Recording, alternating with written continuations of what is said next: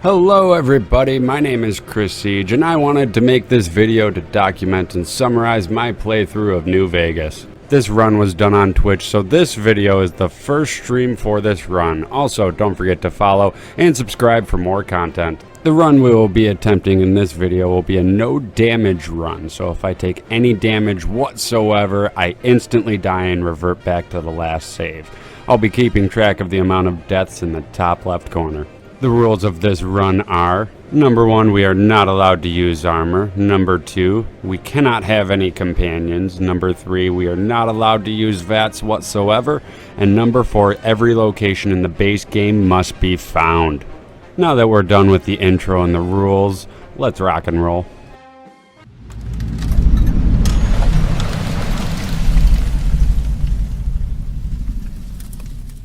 We woke up wearing nothing. It will stay that way for the rest of the run. We named our character Cutthroat and then chose our special stats and tag skills, which are on screen right now. We also chose Wild Wasteland for our trait.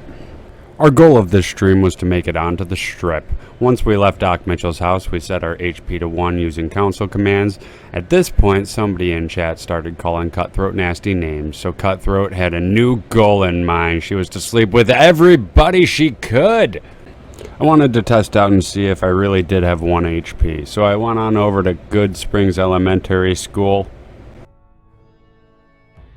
Needless to say, we only had 1 HP. After that, we went on over to Sunny to complete the entire tutorial quest. We would need all of the XP available for this run. On our way to Good Springs Cemeteries, we encountered the first crash of this run. Then another in the exact same spot directly after.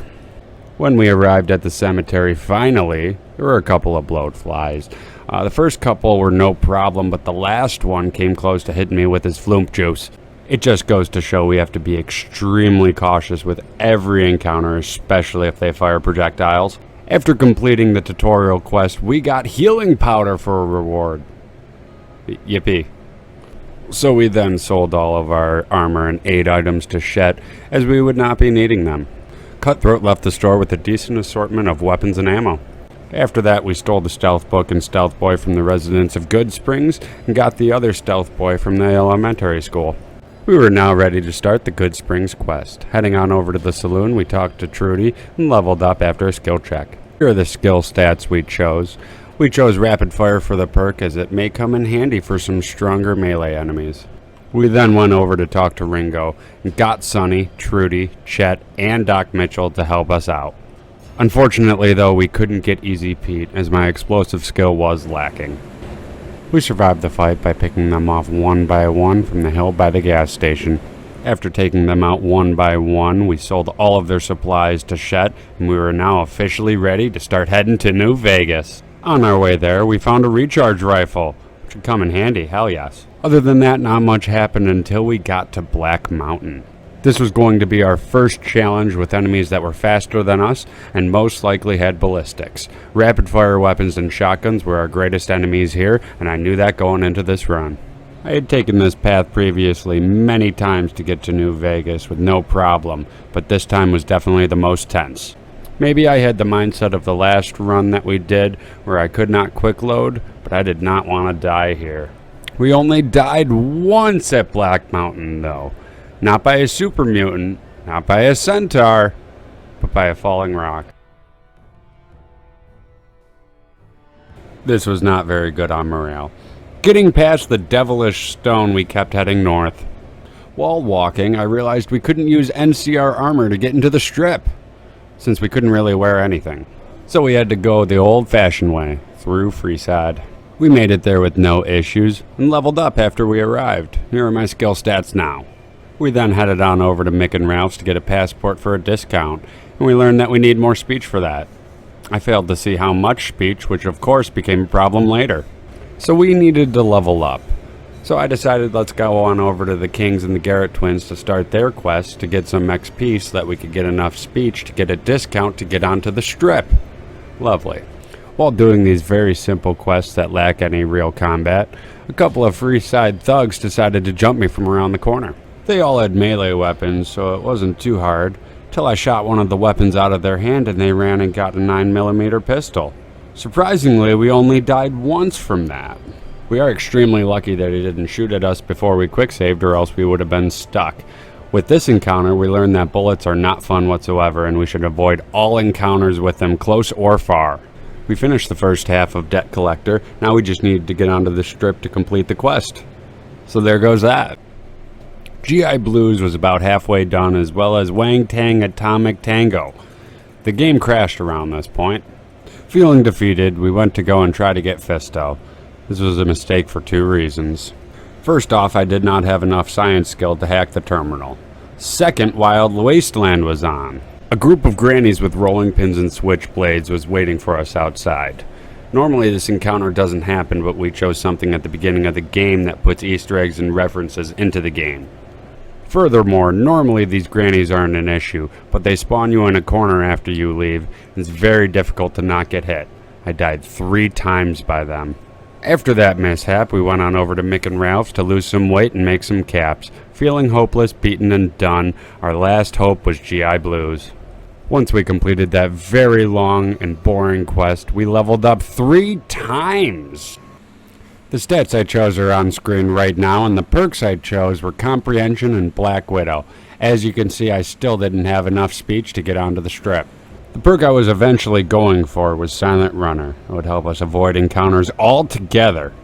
So now that we had enough charisma, or so I thought, you see, I never actually checked how much speech we needed. I only assumed that you needed 30 to 35 speech. You need the entire 50 for the discount. So while wandering around aimlessly and forgetting about consumables that would improve our speech, we decided to start finding locations. We started with Crimson Caravan and went all the way around North Vegas to West Side, and I couldn't remember how to start West Side's quest, so I just kept on walking.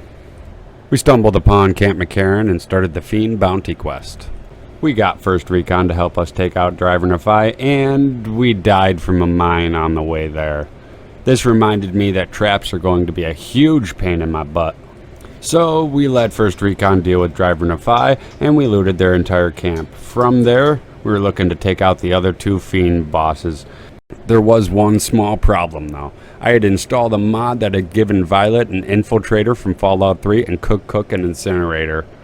For those who don't know or don't remember, the infiltrator is basically a submachine gun sniper. And the incinerator, well,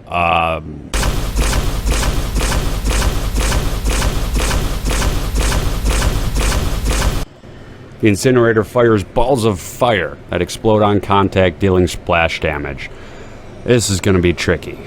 We died once to her, but eventually took out Violet.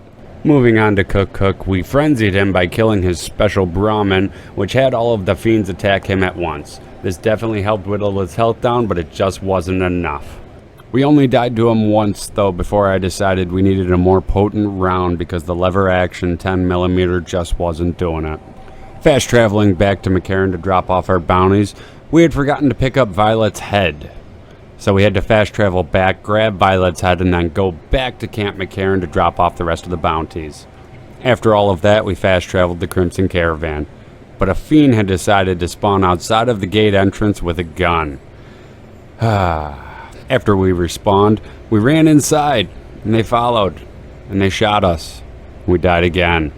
So, we ran inside, ran around the corner to the closest building, hid inside of the bathroom until the guards could deal with them, and they did.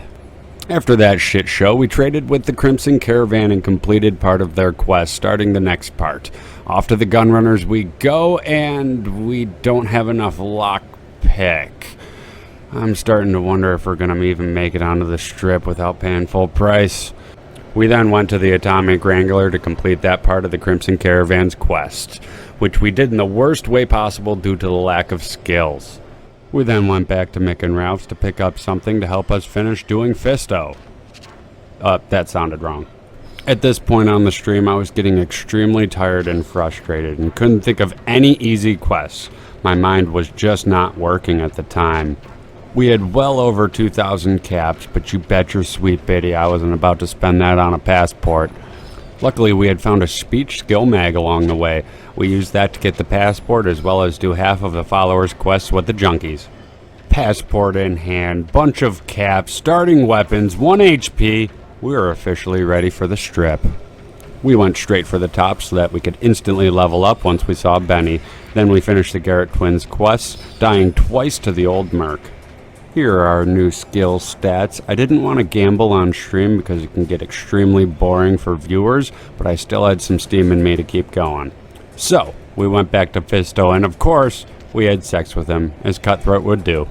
Heading back to the Garrett Twins, we turned in both quests, leveling us up twice.